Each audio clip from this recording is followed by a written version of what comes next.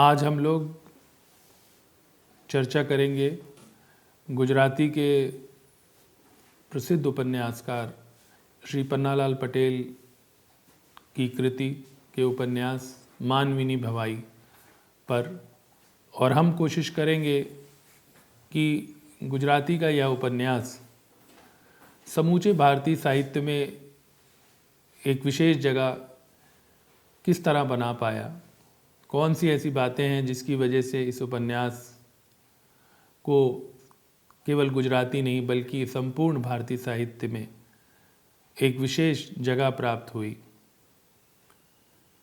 जो इसे विशेष दर्जा प्राप्त करती हैं, जिसकी वजह से इस उपन्यास को एक प्रतिनिधि उपन्यासकार के तौर पर पहचान मिली, मान्यता मिली, और आपके पाठ्यक्रम में भारतीय साहित्य में इसको हमेशा ही शामिल किया जाता रहा। तो सबसे पहले तो क्योंकि ये शीर्षक जो उपन्यास का है इसके बारे में हमें बात करनी चाहिए। मानवीनी भवाई का जो अर्थ है, मानवीनी मतलब मानव की या एक जीवन की बात जिसमें हो, और भवाई आप जानते हैं गुजरात में एक लोक नाट्य का रूप है। तो इस तरह से जब इसका हिंदी में अनुवाद हुआ, जो कि नेशनल बुक ट्रस्ट से प्रकाशित भी है, तो इस उपन्यास का जब हिंदी रूपांतर किया रघुवीर चौधरी जी ने, तो इन्होंने उसका नाम जीवन एक नाटक रखा। लेकिन अभी भी ये उपन्यास मानवीनी भवाई नाम से ज़्यादा चर्चित है, जाना जाता है, और ऐसा होना भी चाहिए, क्योंकि मुझे लगता है कि जो शीर्षक होते हैं उनका एक अपना सौंदर्य होता है, और वो किसी भी भाषा में हों, ख़ास तौर पे अगर वो भारतीय भाषाएं हैं तो हम उन्हें समझ सकते हैं कमोबेश, और अगर हम उन्हें अनुवाद करें तो फिर वो अलग अलग भाषाओं में चाहे उसका अनुवाद हो, लेकिन शीर्षक अगर ना बदला जाए तो शायद वो बेहतर होता है। तो मानवीनी भवाई आज भी इस नाम से समूचे भारतीय भाषाओं में और भारत के विश्वविद्यालयों में जहाँ भी इसका अध्यापन होता है, ये इसी नाम से जाना जाता है। ये उपन्यास प्रकाशित हुआ आज़ादी के वर्ष में, यानी कि 1947 में। आप जानते हैं कि आज़ादी के साथ न जाने कितनी और आशाएं, उम्मीदें पैदा हुई।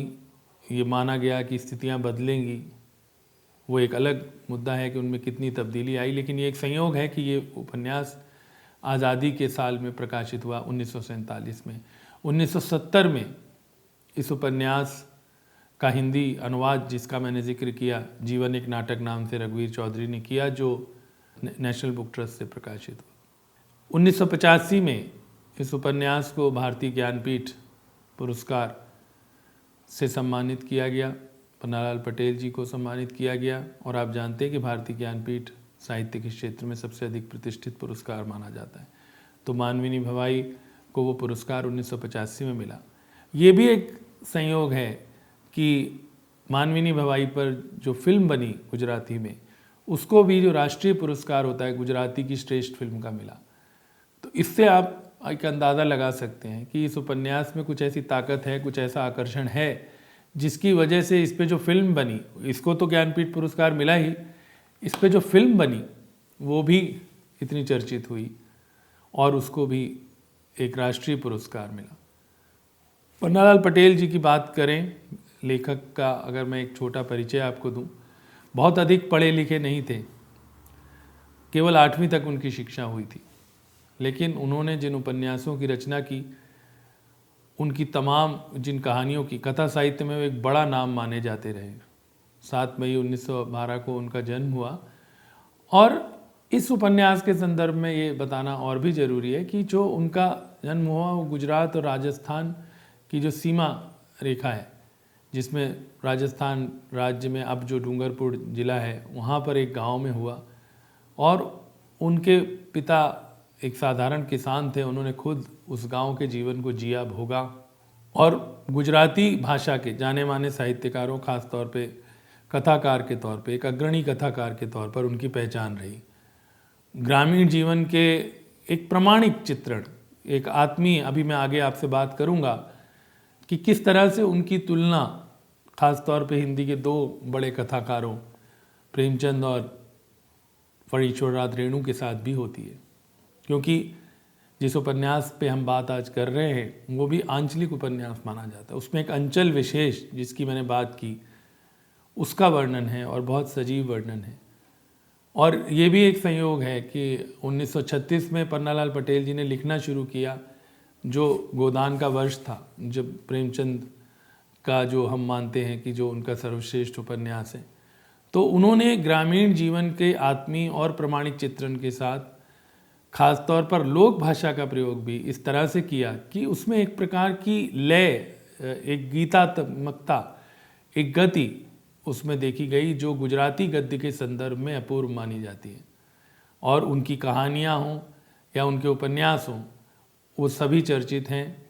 उनको एक श्रेष्ठ कथाकार के तौर पे गुजराती साहित्य में, भारतीय साहित्य में स्थान प्राप्त है। लेकिन सबसे ज़्यादा चर्चित जो उपन्यास है वो मानविनी भवाई ही है, उनका जीवन एक नाटक नाम से जिसका प्रकाशन हुआ।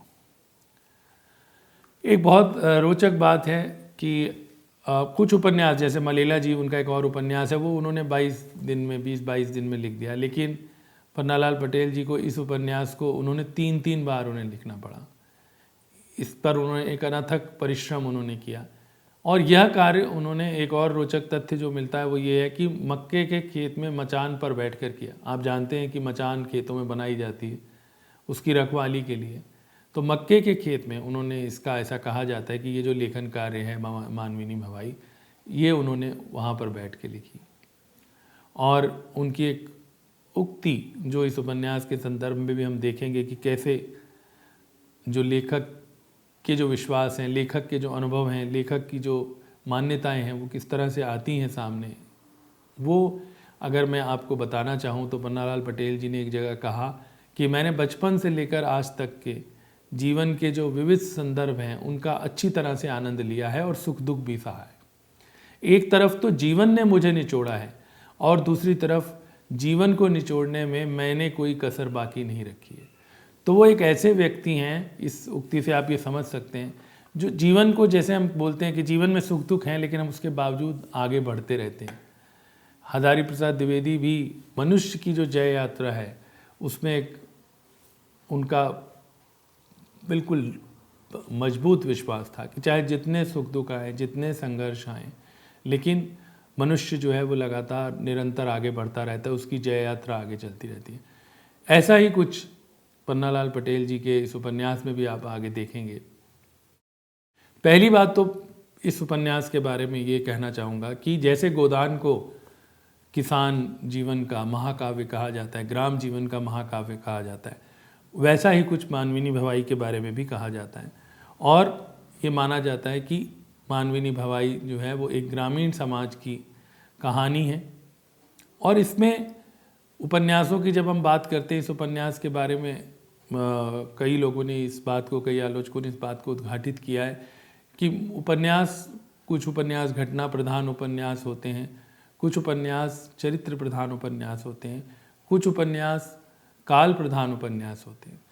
तो अगर मैं इस उपन्यास की भूमिका से एक उदाहरण आपके सामने प्रस्तुत करना चाहूँ तो वो इसी चीज़ को दिखाता है कि किस तरह से इस उपन्यास में इस बात को ध्यान में रखा गया है। उसमें भूमिका में लिखा गया है, मानविनी भवाई ग्रामीण समाज की कहानी है और गति जगाने वाला बल है काल। मानो सारी कथा का मुख्य पात्र काल है और अन्य सभी तो उसके संकेत से खिंचते हैं। समग्र समाज को भूमिका के रूप में लेकर उस पर कालू को ही पात्र बनाकर अंतिम 25 वर्षों में ठीक ठाक सफल कही जा सके, ऐसी कथा लिखने के लिए पन्नालाल पटेल हमारे यानी गुजराती साहित्य के संदर्भ में बहुतों के पथ प्रदर्शक बनेंगे। तो मुख्य बात यह है कि एक ऐसा जीवन, पूरा किसान जीवन, पूरा गांव का जीवन इस उपन्यास में उभर कर सामने आया है, ठीक उसी तरह से जैसे कि प्रेमचंद के गोदान के लिए कहा जाता है। दूसरी जो बात है वो ये है, एक साथ एक तरफ ये ग्रामीण जीवन का, एक किसान जीवन का महाकाव्य और दूसरी तरफ एक आंचलिक उपन्यास के तौर पे। तभी आपको याद होगा मैंने शुरू में 2 नाम, जब हिंदी से हम तुलना की बात करते हैं तो मैंने 2 नाम आपके समक्ष लिए, एक फणीश्वरनाथ रेणु का और एक प्रेमचंद जी का। प्रेमचंद जी का, क्योंकि वे भी इसी तरह से ग्रामीण जीवन के, किसान जीवन के एक चितेरे थे जिस प्रकार से पन्नालाल पटेल जी हैं। और रेणु का इसलिए क्योंकि रेणु भी महिला आंचल आप जानते हैं उनका उपन्यास है, जिसे आंचलिक उपन्यास में हिंदी में एक सर्वश्रेष्ठ उपन्यास के तौर पर देखा जाता है। वैसे ही पन्नालाल पटेल के इस उपन्यास को भी आंचलिक उपन्यास भी माना जाता है, आंचलिक उपन्यास के तौर पर भी इसकी पहचान रही है, क्योंकि एक विशेष क्षेत्र, और वो विशेष क्षेत्र कौन सा, जो राजस्थान और गुजरात का जो सीमावर्ती क्षेत्र है, जहाँ पर इस उपन्यास की जब आप इसे पढ़ेंगे तो इसकी जो कथा वस्तु है उसका एक महत्वपूर्ण हिस्सा है जो छप्पनिया का अकाल बोलते हैं। छप्पनिया का अकाल मतलब 1899 में, 1899 में एक बहुत बड़ा अकाल पड़ा जहाँ पर हज़ारों लोगों की मौत हुई, एक बहुत बड़ी प्राकृतिक विपदा थी। उसे छप्पनिया का काल इसलिए कहते हैं क्योंकि हम जानते हैं कि विक्रम संवत की जब हम बात करते हैं तो जो सन है उसमें 57 वर्ष अगर आप जोड़ देंगे तो वो विक्रम संवत हो जाता है। तो 1899 में अगर आप 57 वर्ष जोड़ते हैं तो 1956 हो जाता है। तो आज भी ऐसा कहा जाता है कि राजस्थान के कुछ क्षेत्र में 56 अंक जो होता है उसको शुभ नहीं माना जाता, इतना इसका प्रकोप था उस अकाल का। और तो मैंने कहा कि उन्होंने अपने क्षेत्र का, अपने क्षेत्र के लोक जीवन का, अपने प्रदेश के लोक जीवन का चित्रण करना अधिक पसंद किया पन्नालाल पटेल जी ने।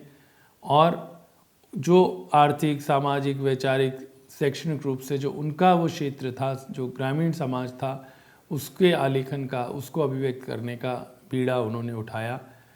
और इस उपन्यास में खास तौर पर चाहे लोक साहित्य की बात हो या धरती की महक, जो एक आंचलिक उपन्यास की विशेष बात होती है कि उसमें उस क्षेत्र विशेष की, एक पिछड़े क्षेत्र की, एक अज्ञात क्षेत्र की, एक धरती की महक शामिल होनी चाहिए, उसके जो लोक साहित्य की गुण है और उसकी जो मिठास है, जो उस क्षेत्र विशेष की संस्कृति की, लोक जीवन की, लोक भाषा की, लोक साहित्य की, वो इस उपन्यास में भी हमें देखने को मिली है।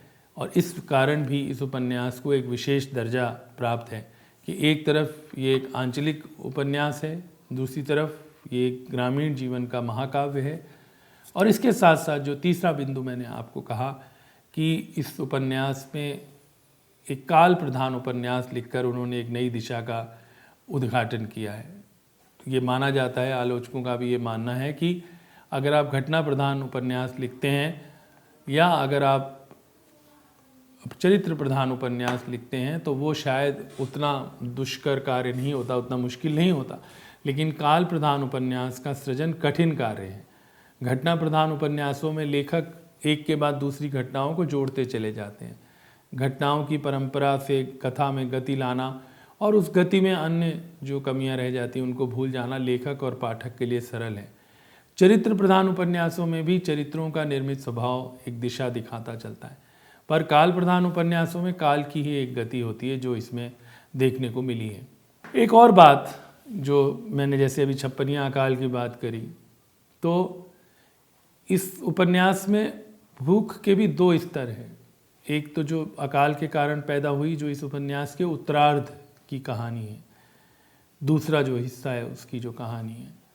एक जो इसका पहला हिस्सा है उसमें जो प्रेम है, जो हर व्यक्ति की एक आवश्यकता है, उसको भी, इन दोनों चीज़ों को वो साथ लेके चलें। ऐसा नहीं कि एक केवल आप इसे एक प्रेम उपन्यास मानेंगे या आप केवल इसे एक यथार्थवादी उपन्यास मानेंगे। ये दोनों कथाएं, हालांकि प्रेम की उस तरह की भावुकता इसमें नहीं दिखती है जिस प्रकार से कुछ प्रेम उपन्यासों में मिलती है, लेकिन दो रूप, दो स्तर भूख के जरूर मिलते हैं। एक वो स्तर जहाँ पर छप्पनिया अकाल के कारण लोग मवेशियों को भी जिंदा खा रहे थे, मवेशियों को ही नहीं। एक प्रसंग में तो ऐसा आता है कि जो एक भील बस्ती है वहाँ पर कोई माँ अपने बेटे को ही खा गई, इस तरह का प्रसंग इसमें मिलता है।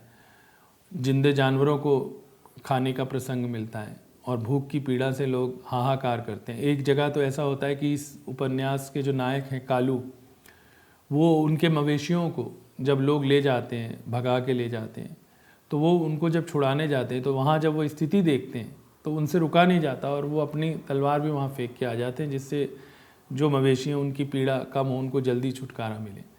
और दूसरी तरफ जो मन की प्यास है, जो मन की भूख है, जो प्रेम से ही पूरी हो सकती है। भूख और प्रेम दो एक ऐसे तत्व माने जाते हैं जो बहुत ज़रूरी हैं, जो मनुष्य को बहुत विचलित करने की क्षमता रखते हैं। तो वो भी इसमें, इस उपन्यास में बहुत प्रमुखता से आया है। अगर आप इसकी जब कथा पे अगर हम समय रहा तो चर्चा करेंगे। तो अब जैसे भूख की बात करें तो राजू से, जो इस उपन्यास की नायिका हैं, जो मुख्य चरित्र हैं, कालू और राजू दो, अगर हम मुख्य चरित्रों की बात करें तो वो इसमें हैं। तो वो उससे कहता है कि राम जाने मुझे क्या चाहिए, पर इतना ज़रूर जानता हूँ कि मन को किसी तरह चैन नहीं पड़ता। लगता है जैसे जन्म से प्यासा हूँ और प्यासा ही रह जाऊँगा।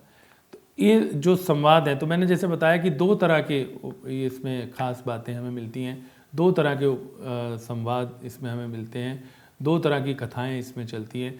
पहले हिस्से में किस तरह से दो लोगों को अलग कर दिया जाता है जो आपस में प्रेम करते हैं, उनकी बचपन में सगाई होती है, लेकिन एक जो इसमें खलनायिका के रूप में एक जो पात्र हैं वो उनको अलग कर देती है, जो उसकी चाची होती हैं कालू की। और उसके बाद जो नायिका है राजू, उसकी विवाह हो जाता है अपने से बड़ी उम्र के एक व्यक्ति से, और कालू का विवाह भी एक दूसरी जगह हो जाता है। और हालात इस तरह से बनते हैं कि राजू जो है वो उसकी चचिया सास बन जाती है। मतलब कालू का जो विवाह है वो राजू के जेठ की बेटी से हो जाता है।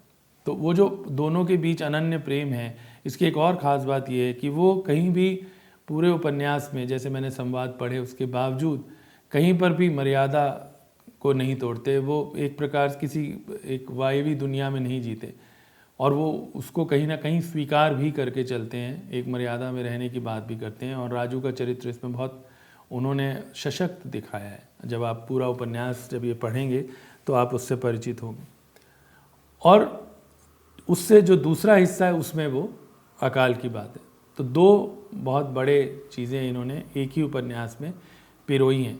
एक और इस उपन्यास की खास बात यह है कि उन्होंने शीर्षक दिए हैं, कुल 38 अध्यायों में इस उपन्यास को बांटा है, और उनके शीर्षक भी ऐसे लगते हैं जैसे आप कोई कहानी संग्रह के शीर्षक पढ़ रहे हो।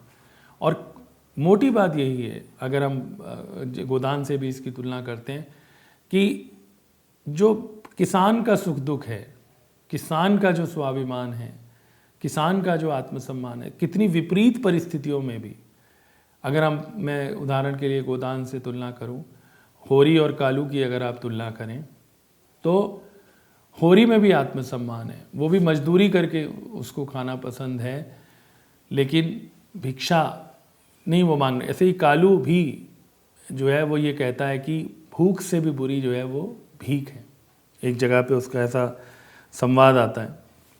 हालांकि दोनों में अंतर ये है कि गोदान में क्योंकि होरी की मृत्यु हो जाती है अंत में, तो वो आपके अंदर एक पीड़ा छोड़ जाती है।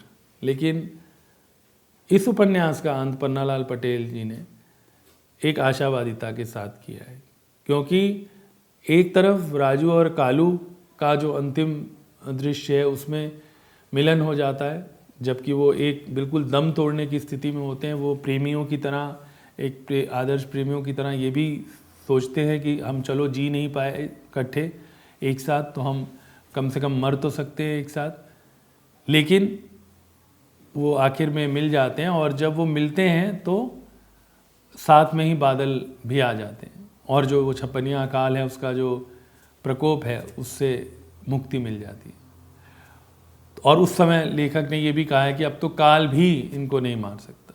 यानी कि मनुष्य की जो जिजीविषा है, मनुष्य का जो संघर्ष है, उसको कहीं ना कहीं उन्होंने काल से भी अधिक ताकतवर माना है। एक जगह पर आकर कालू काल की जब स्थिति देखता है, अकाल की स्थिति के कारण जब वो देखता है कि क्या स्थितियां हो गई हैं, किस तरह से, जैसे मैंने बताया कि मवेशियों को खाना लोग खा रहे हैं, किस तरह से कालू की अपनी स्त्री एक दूसरे कस्बे में जाके वैश्यावृत्ति तक करने लगती है उसी भूख के आतंक के कारण, तो वो ईश्वर तक को चैलेंज करता है, उसको भी वो गालियां देता है, उस पर उसका आस्था टूटती है।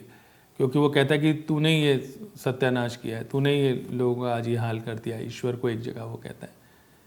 लेकिन एक सामान्य मानवी में, एक सामान्य मनुष्य में उसका विश्वास नहीं टूटता है। इसीलिए वो एक जगह ये भी कहता है, कालू एक जगह एक संवाद में कहता है कि मेरे लिए दो ही बातें सत्य हैं, एक मौत और एक राजू। राजू मतलब इस उपन्यास की जो नायिका है, जो इसकी उसकी प्रेमी है, जिसके साथ वो नहीं रह पाया, हालांकि दोनों के मन में एक दूसरे के प्रति प्रेम है और राजू सारी बात को समझती है, लेकिन वो एक मर्यादा में रहती है। और अंत में उपन्यास के उसका जो पति है, जिसकी सेवा के लिए, जिसको ठीक करने के लिए वो अपने जेवर तक गिरवी रख देती है, उसकी मृत्यु हो जाती है। तो उसके बाद आखिरी सीन में एक बहुत जो आखिरी अध्याय है इसका, उसमें ये ज़रूर दिखाया जाता है कि कालू जो है वो बिल्कुल मरणासन स्थिति में है, तो और उसको पानी कहीं आसपास नहीं है, तो जो राजू है वो अपना स्तन उसको देकर उसकी एक तरह से उसमें एक नई जीवन का संचार करती है, और उसके साथ ही एक प्रकार से जो पूरा प्रकोप है, मतलब उसके जो जब उसके मन की जो वो प्रेम की जो पाने की या जो उसकी प्यास है वो ख़त्म होती है, और साथ ही जो किस्म जो प्रकृति का जो प्रकोप है, यानी जो अकाल है, वो भी खत्म हो जाता है। तो गोदान से इस उपन्यास की बहुत तुलना की गई। इवन की स्त्री पात्रों में भी, जैसे धनिया एक सशक्त स्त्री पात्र मानी जाती है, वैसे राजू को माना गया है। दोनों की ग्रामीण पृष्ठभूमि है। इस तरह से ख़ास तौर पे गोदान के साथ इसकी तुलना करते हुए उसको भी एक इस उपन्यास की श्रेणी में, या इस उपन्यास को गोदान की श्रेणी में रखा जाता है। इसको भी महाकाव्य कहा जाता है। और जो जीवन में, जैसे मैंने कहा कि एक विश्वास, जैसे आप देखते हैं कई बार किसी जगह पर कोई भीषण भूकंप आए और वहाँ पर जो है वो कुछ दिन बाद आप देखते हैं कि कोई बच्चा जीवित निकल आता है, उस प्रकार की कहीं ना कहीं भावना इसमें दिखाई दी जाती है, क्योंकि एकदम विपरीत परिस्थितियों में भी वो जो मनुष्य की जिजीविषा है उस पर उनका विश्वास बना रहता है। और दूसरी बात जो आत्मसम्मान की मैंने की, बहुत ऐसे सशक्त संवाद इसके हैं कि वो कहते हैं कि जी जो किसान पैदा करता है, अन्न को पैदा करने वाला है, उसको उसके लिए भिक्षा लेनी पड़े, उसको वो अन्न भीख में लेना पड़े, वो उसको स्वीकार्य नहीं है। और कई अर्थों में, जैसे मैंने कहा कि आज भी किसानों की जो समस्याएं हैं, जो स्थितियां हैं, ये उपन्यास आज़ादी के वर्ष में लिखा गया था, लेकिन हम जानते हैं कि आज भी बहुत सारे ऐसे क्षेत्र हैं जिनमें किसान प्रकृति पर या बरसात पे उनकी जो सारी कृषि है वो निर्भर है। और ना जाने कितने किसान कर्ज से डूबे हुए हैं, ना जाने कितने किसानों की आत्महत्या की खबरें हमें सुनने को मिलती हैं, जो दुखद हैं आज़ादी के 75 सालों बाद भी। तो वो जो किसान की पीड़ा है, वो जो किसान की स्थितियां हैं, ख़ास बात यह है कि आप हिंदी में गोदान लिखा गया, ये उपन्यास गुजराती में लिखा गया, लेकिन पूरे भारतीय साहित्य में यही एक विशेषता है, यही एक सूत्रता है जो सबसे महत्वपूर्ण है। वो ये है कि हमारे भाषाएं चाहे अलग हैं, हमारे अंचल चाहे अलग हैं, लेकिन थोड़े बहुत परिवर्तनों के साथ कमोबेश जो हमारे समाज के सामने चुनौतियां हैं वो एक जैसी हैं। और उन चुनौतियों में सबसे बड़ी चुनौती, शायद ये सबसे बड़ी जो कठिनाई है, वो सबसे बड़ा वर्ग कहने के लिए जो सबसे बड़ा वर्ग है, जो किसान है, उनका है। इसीलिए शायद प्रेमचंद ने भी एक बार कहा था कि जो किसान का सुख दुख है वही देश का सुख दुख होना चाहिए। जो किसान का सुख दुख है वही देश, जो किसान की चिंता है वही देश की चिंता होनी चाहिए। तो उसी बात को इस उपन्यास में भी उभारा गया, और इस उपन्यास में भी इस चीज़ को उन्होंने लगातार एक बहुत सशक्त तरीके से सामने रखा, तमाम आयामों को। उसमें आप देखेंगे मुश्किल से मुश्किल परिस्थितियों में भी जो उसका हास्य है वो नहीं होता है, वो उससे दूर नहीं हटता है। उस प्रकार के कई प्रसंग आपको इस उपन्यास में मिल जाएंगे। तो अगर हम देखेंगे मानविनी भवाई का एक हम मूल्यांकन करने की कोशिश करेंगे, तो हम पाएंगे कि इस उपन्यास में जिन समस्याओं को उठाया गया, वो समस्याएं शायद कहीं ना कहीं पूरे देश के जो किसान हैं, जो ग्रामीण अंचल हैं, उससे आप जोड़ सकते हैं। इस उपन्यास में जिस प्रमाणिक ढंग से जो चरित्र हैं उनका विकास किया गया, जो वर्णन की शैली है उपन्यास में बहुत इम्पॉर्टेंट है। उन्होंने जो वर्णन किया है इस उपन्यास में, जिस तरह से उन्होंने चरित्रों का अंकन किया है, जिस प्रकार से पात्रों की रचना की है, वो सब कुछ इस उपन्यास को एक विशेष दर्जा दिलवाते हैं। और किसान जीवन को अगर आपने समझना है तो आपको ये उपन्यास ज़रूर पढ़ना चाहिए। किसानों की समस्याओं को अगर आपने पढ़ना है तो उसको समझना है तो आपको ये उपन्यास ज़रूर पढ़ना चाहिए। और किस तरह से हम मुश्किल परिस्थितियों में भी हिम्मत ना हारें और मनुष्य की जय यात्रा किस तरह से उन तमाम विपरीत परिस्थितियों में भी, वरना तो आजकल हम छोटी छोटी चीज़ों में देखते हैं कि लोग कितना घबरा जाते हैं, कितनी तरह की समस्याओं से आक्रांत हो जाते हैं, लेकिन हमारे जो ग्रामीण अंचल में रहने वाले लोग हैं, हमारे जो किसान हैं, वो किस तरह से उन तमाम विपरीत परिस्थितियों में भी हिम्मत नहीं हारते हैं। उन तमाम कठिनाइयों के बावजूद ज़रूर अकाल के समय एक बार कालू जो है वो ईश्वर को भी चुनौती देता है या ईश्वर को भी कोसने का काम करता है, लेकिन अगर हम ओवरऑल इस उपन्यास को देखेंगे तो इसका अंत भी अगर आप देखेंगे तो वो एक आशावादिता में होता है। उस दृष्टि से ये उपन्यास एक महत्वपूर्ण उपलब्धि कही जा सकती है। गुजराती के साथ साथ समूचे भारतीय साहित्य के एक प्रमुख उपन्यास के तौर पर इसको पहचान मिली है और ये उपन्यास कई अर्थों में प्रासंगिक भी माना जा सकता है। धन्यवाद।